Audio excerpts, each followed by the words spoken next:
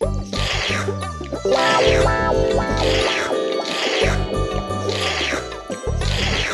কি গো, তুমি সেই কখন থেকে হাত চেটে যাচ্ছ? খাবার খাওয়া তো হয়ে গেছে, এবার হাত মুখটা ধুয়ে নাও।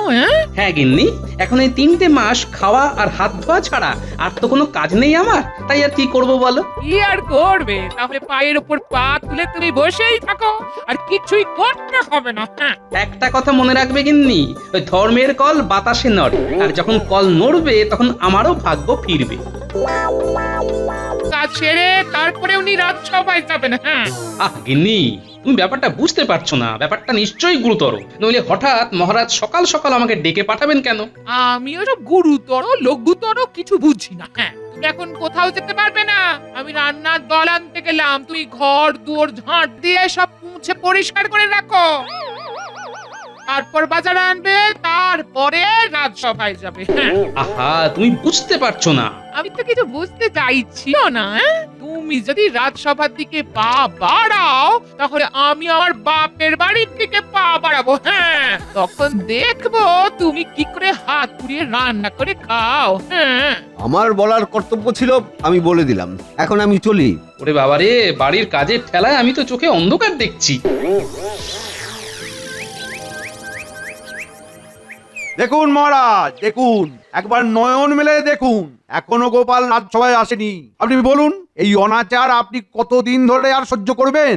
হ্যাঁ, তাই তো দেখছি। আজকে সকলকে আমি রাজসভায় ডেকে পাঠালাম, সবাই চলে এলো, কিন্তু গোপাল তো এখনো এলো না। তাই তো বলছি মহারাজ, গোপাল এখনো না এসে আপনাকে অপমান করেছে, আর আপনার অপমান মানে পুরো কৃষ্ণনগরের অপমান। আমি গোপালের চরম থেকে চরমতর শাস্তির দাবি রাখছি।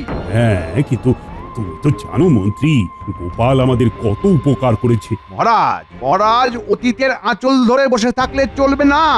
কিন্তু কোনো কিন্তু না মহারাজ, ও এখনো পর্যন্ত রাজসভায় আসেনি মানে রাজাকে কোনো রকম গুরুত্বই দেয় না। এরকম চলতে থাকলে তো কোনো প্রজাই আপনাকে সম্মান করবে না, কদিন পরে সবাই আপনার মাথায় চড়ে বসবে।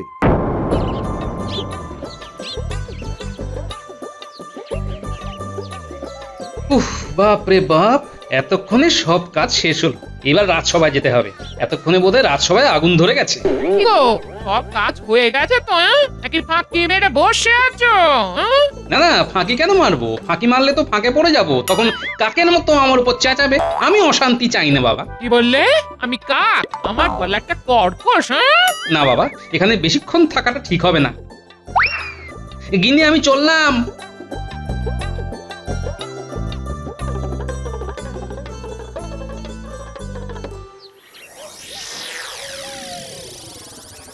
মহারাজ দেখুন, দেখুন, দেখুন, রাজসভায় কে পা ফেলেছে দেখুন। এই এই তোমার আসার সময় হলো। আর বলবেন না মহারাজ, বাড়িতে কি কাজের চাপ। গিন্নি এখন সব কাজ আমাকে দিয়ে করাচ্ছে, শুধু কোনো রকমে রান্নাটা করেই গিন্নি ছুটি নিয়ে নেয়। ওসব বাড়তি কথা শুনে আমার তো কোনো লাভ নেই। সবাই ঠিক সময় চলে আসতে পারলো, আর তুমি পারলে না। মহারাজ, আমার কাছে তো আগে থেকে কোনো রকম সন্দেশই ছিল না।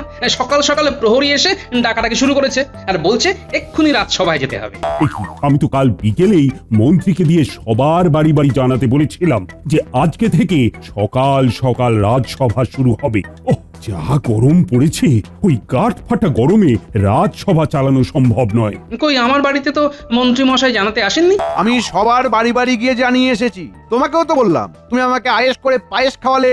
এই এই, একদম একদম বাজে কথা বলবেন না মন্ত্রী মশাই। আপনি আমাদের বাড়িতে গতকাল বিকেলে আসেননি, আমার গিন্নি কালকে পায়েস রান্নাও করেননি, আর আপনাকে খাওয়ানোনি। কি? এত বড় মিথ্যে কথা! গোপাল, মিথ্যে কথা বললে কিন্তু তোমার গ্রহ নক্ষত্রের স্থান বদলে যাবে। এমনিতেই তোমার এই মুহূর্তে মঙ্গলের উপরে একটা রাহুর দশা চলছে। মহারাজ, মহারাজ, গোপালকে আপনি এই রাজসভার চাকরি থেকে বরখাস্ত করুন। গোপালের উচিত শিক্ষা হওয়া দরকার। কি কোনো দোষই তো করলাম না, আর চাকরিটা চলে যাবে? কিন্তু দেখছি বিনা মেঘে বজ্রপাতের মতন ব্যাপার স্যাপার। না না না, তুমি আজকে দেরি করে এসেছো, তাই তোমাকে আগামী 3 মাসের জন্য রাজসভা চাকরি থেকে বরখাস্ত করছি। মন্ত্রী, তুমি এক্ষুনি গোপালের জন্য একটা বরখাস্ত পত্র লিখে ফেলো। মহারাজ, গোপালকে পত্রপাঠ বিদায় করার জন্য আমি পত্র একেবারে লিখেই রেখেছি, আপনি শুধু এর নিচে স্বাক্ষর করে দিন। এ কি মন্ত্রী মশাই, এরকম আপনি আমার সাথে করতে পারেন না? না গোপাল, অনেক শুয়েছি, আর নয়। দাও দাও তো মন্ত্রী, কলম দাও। সবই প্রস্তুত মহারাজ, এই নিন কলম। গোপালের এই দুঃখে লাগাতে হবে মলম। এসব কিন্তু খুব খারাপ হয়ে যাচ্ছে মন্ত্রী মশাই। আর মহারাজ, আপনি চুপচাপ হাঁ করে দেখছেন। দেখবো না তো কি করব? তুমি এতদিন আমার সাথে আছো বলে আজকে আমি তোমাকে এই লঘু শাস্তি দিলাম। এখন তুমি বেরিয়ে যাও, 3 মাস পরে দেখা হবে। ঠিক আছে মহারাজ, ঠিক আছে। চাকা একদিন ঘুরবেই, 3 মাসের মধ্যেও একদিন তো আমাকে প্রয়োজন হবেই মহারাজ। এই এই এই গোপাল, তুমি বেরোবে না প্রহরী ডেকে ঘাট ধাক্কা দিয়ে বের করে দেবো?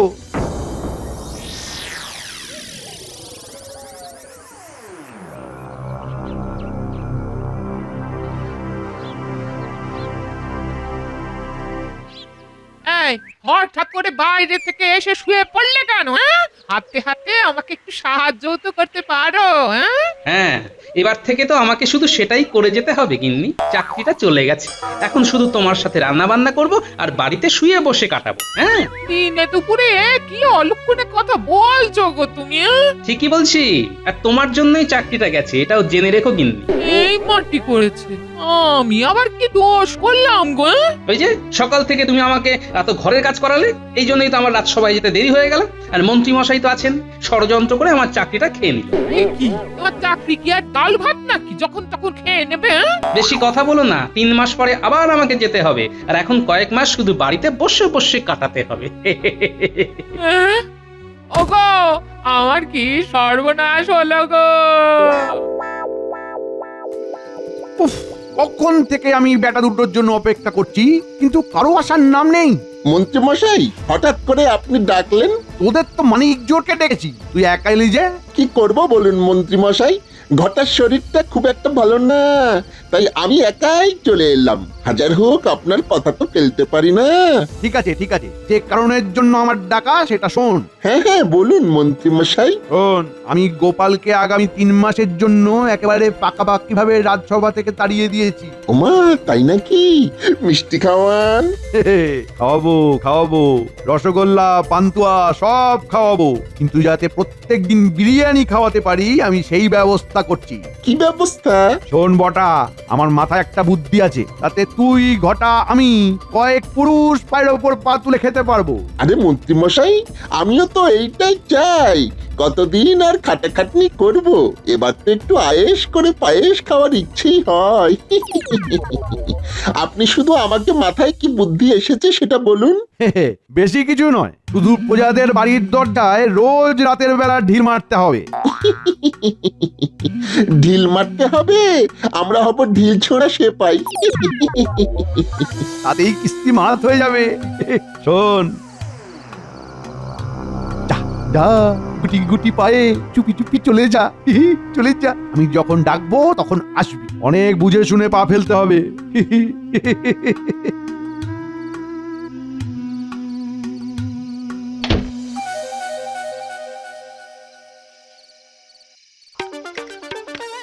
লেগনে আর বেশি দেরি নেই। কিসের দেরি নেই গো? আর বেশি দেরি নেই, খুব শিগগিরই আমি কৃষ্ণনগরের রাজা হতে চলেছি। কারণ আমি এমন ব্যবস্থা করব যাতে কৃষ্ণনগরের প্রজারা মহারাজকে রাজ্য ছাড়া করে। ও মা, কিভাবে? আমাদের মহারাজ যদি রাজ্য ছাড়া হয় তাহলে তো তার বদলে তুমি নতুন রাজা হবে, আর আমি হব এই রাজ্যের রানী। হ্যাঁ গিন্নি, আমি রাজা আর তুমি রানী। বলো বলো বলো, আমাদের মহারাজ কি করে রাজ্য ছাড়া হবেন বলো। কপুরে মেয়া ফলে, তুমি শুধু অপেক্ষা করে যাও, তারপর দেখো দেখো খেলাটা কিভাবে ঘুরে যায়। শরীরটা একটু সুস্থ হতেই চলে এলাম। বেশ করেছিস বটা ঘটা, তোরা এই কাপড়গুলো নে, এগুলো পরলে তোদের একদম রাজবাড়ির লোক মনে হবে। আচ্ছা মন্ত্রীমশাই, ঠিক আছে, আমি এগুলো পরে তাহলে সেজে গুজে আজ রাত থেকেই কাজ শুরু করে দিচ্ছি। একদম, যা, শুভ কাজে দেরি করতে নেই।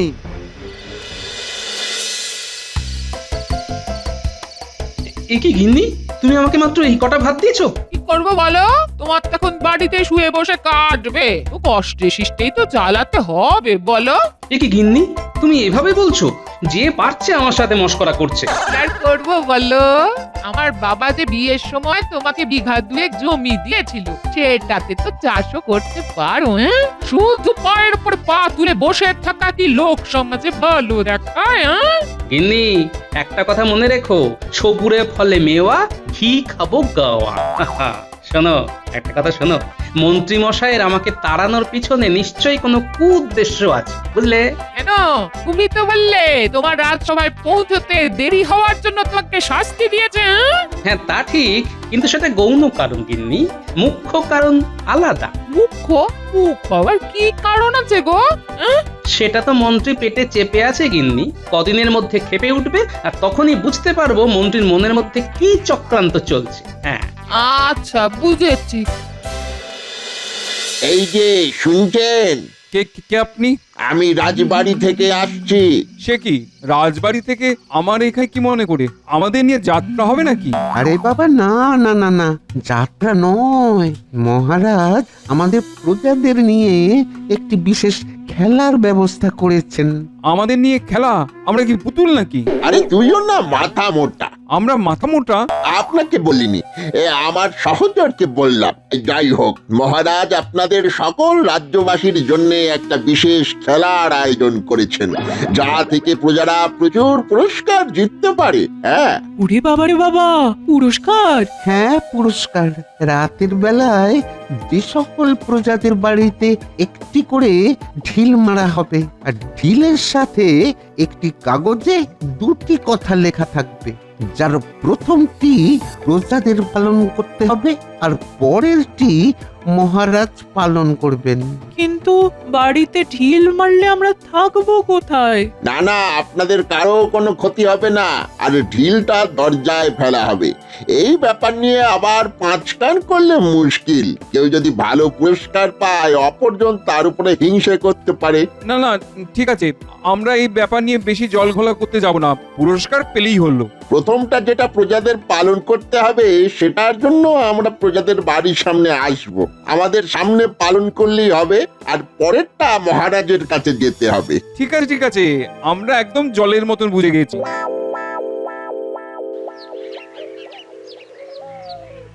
না, কালকে গোপালকে তাড়িয়ে দিলাম, অমন করে বললাম, এখন তো নিজেরই কেমন খারাপ লাগছে। মহারাজ, আপদ যখন বিদায় হয়েছে তখন দূরেই থাকুক না। আপদের নাম করলেই বিপদ নেমে আসতে পারে। সামান্য তো একটু দেরি করে এসেছিল, এই লঘু পাপের জন্য 3 মাসের বরখাস্তটা গুরুদণ্ড হয়ে গেছে। গোপালকে যে 3 বছরের জন্য বিদায় করা হয়নি, এই ওর ভাগ্য ভালো। মন্ত্রী, তোমাদের এই তর্ক বিতর্ক বন্ধ করো তো। আজকে রাজসভা এখানে মুলতবি করা হলো। কেন মহারাজ, আপনার আবার মন খারাপের কি হলো? আমরা তো আছি, আপনি শুধু ওই গোপালের কথা ভাববেন না। আপনার মন খারাপ হলে শরীর খারাপ হবে, আর তারপরেই রাজবৈদ্যর খাটাখাটুনি বেড়ে যাবে, রানীমার চিন্তা বেড়ে যাবে। মন্ত্রী, আজকে রাজসভা এখানেই ছুটি। যাও যাও তো, তোমরা সবাই বাড়ি যাও।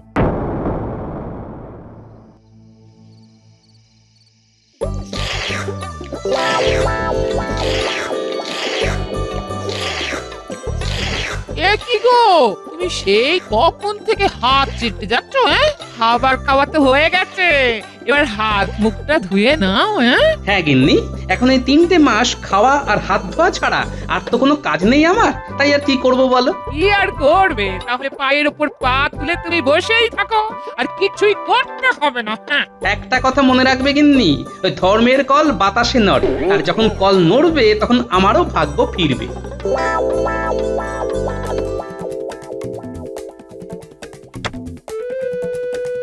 এই কে কে? কে আবার হবে? দেখো, মহারাজ আজকে থেকেই খেলা শুরু করে দিয়েছেন। দরজা খুলে দেখো কি চিঠি আছে।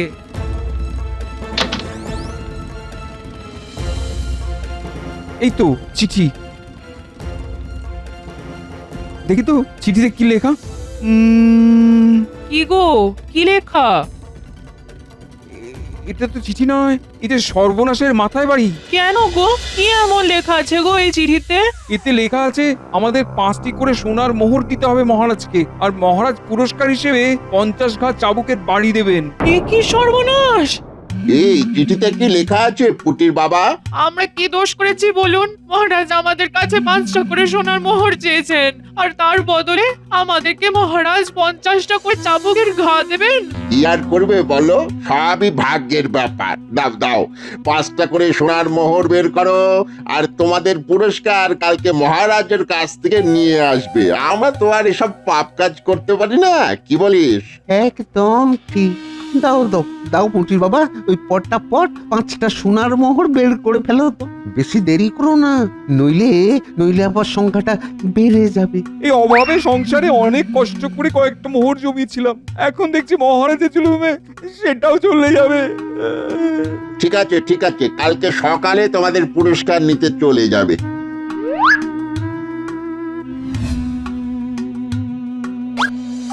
কতগুলো মোহর বেরিয়ে গেল। কালকে সকালে আপনার পুরস্কারটা নিয়ে আসবেন। আমাদের রাজা অত্যাচারী, এই জুলুম মানছি না। ও মন্ত্রী, রাজসভার বাইরে লোকজনের কিসের এত শোরগোল হচ্ছে? আপনার বিরুদ্ধে সবাই চেঁচামেচি করছে মহারাজ। আপনি দাঁড়ান, আমি সামলে আসছি।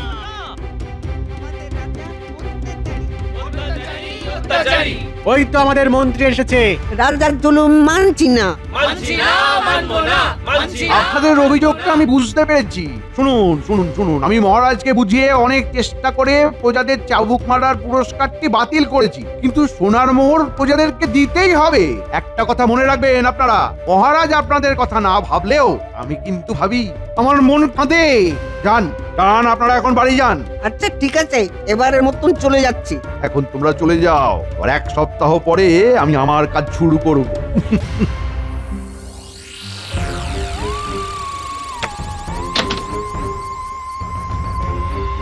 এ কি, আবার সেই অত্যাচারের খেলা শুরু হয়ে গেল? হায় হায় হায় হায় হায় হায় রে। কই ভোলা, দাও মহারাজের পাওনা মোহরগুলো দাও দেখি। না না না না না না না, অনেক অত্যাচার সহ্য করেছি, আর না। আমরা মহারাজকে ওই মোহর দিতে পারবো না। এমনিতেই নুন আনতে পান্তা ফুরোয়, তার উপরে এই রাতে আবার হুজ্জুতি। এরকম বলো না ভোলা, মহারাজ খেপে গেলে বাড়িতে এসে চাবুক মারবেন, তখন মন্ত্রী মশাই কোনোভাবেই সামলাতে পারবেন না। বেশ বেশ, যখন মারবেন তখন দেখবো। আমরা কালকে সদল বলে মহারাজের কাছে যাব। ঠিক আছে, আমরা খালি হাতেই ফিরে যাচ্ছি। কালকে দেখো তোমাদের কপালে কি আছে।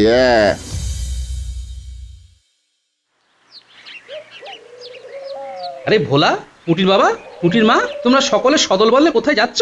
মহারাজের সঙ্গে হেস্তনেস্ত করতে অনেক শুয়েছি, আর না। এই চিঠি আজকে টুকরো করে ফেলে দিয়ে আসবো। কি চিঠি দেখি? কি এটা তো দেখে মহারাজের হাতের লেখা মনে হচ্ছে না। কোথায় যেন দেখেছি এরকম হাতের লেখা। দাঁড়াও। এই তো মন্ত্রীর হাতের লেখা।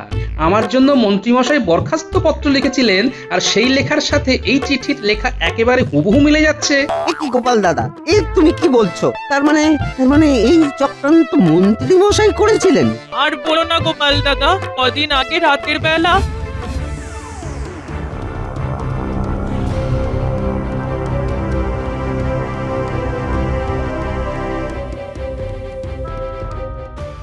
মহারাজ যতই হোক প্রজাদের উপর এরকম কাজ করতে পারে না। শোনো, তোমরা এক কাজ করো, তোমরাও বড় বড় ইট পাটকেলে এই কাগজের সাথে বেঁধে রাজবাড়ির দরজায় গিয়ে ফেলে এসো। ঢিলের জবাব ওই পাটকেলে দিতে হবে, বুঝলে? তাহলেই দুধটা দুধ, জলটা জল একেবারে পরিষ্কার হয়ে যাবে।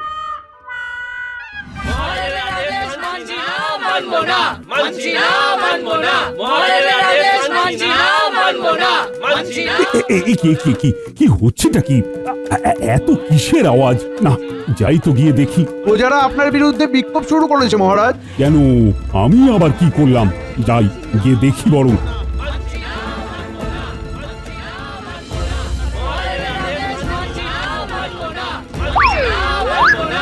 ওরে বাবারে বাবা, এক্ষুনি পাটা থেতলে যেত। তোমরা শান্ত হও।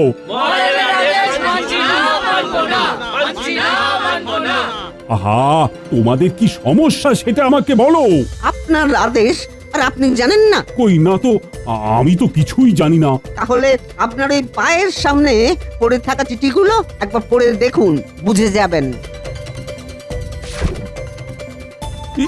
কি এই চিঠি তো আমার লেখা নয়, আর আমি তোমাদের কাছে কেন মোহর চাইবো? আর তোমাদের বিনা কারণে চাবুকের বাড়িও বা কেন মারতে যাব? আমি জানি মহারাজ এই চিঠি কার লেখা। এ কি গোপাল, তুমি এখানে কি করছো? তোমার তো 3 মাসের আগেই রাজসভায় ঢোকা বারণ। হ্যাঁ, বারণ বলেই তো আমি রাজসভার দরজার বাইরে দাঁড়িয়ে কথা বলছি। কুটুবুদ্ধিধারী মন্ত্রী মশাই। দেখেছেন মহারাজ, দেখেছেন গোপালের তেজ এখনো কমেনি।